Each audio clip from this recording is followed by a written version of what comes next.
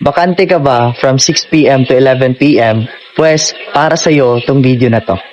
First step na gagawin mo dito is kailangan mo lang talaga na mag-undergo sa ating tinatawag na online presentation. Kasi doon ka tuturuan kung paano ka mag-qualify at ano yung mga major requirements na kailangan mo dito.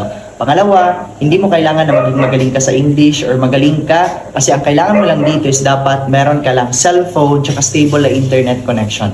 Kahit anong cellphone man yan, mapaluma man or bago, mapa-Android man or iPhone, as long as meron kang stable na internet connection like Wi-Fi and data, swak na swak to sa'yo.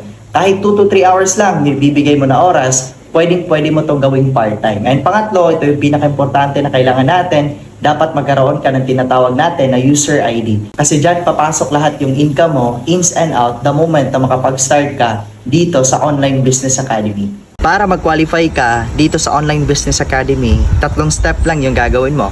Una, i-heart mo tong video na to. Pangalawa, mag-comment ka ng I want to learn. And pangatlo, don't forget to follow para at least malaman mo naman kung ano yung next upload ko, kung paano nga ba magkaroon ng extra income dito sa social media accounts mo.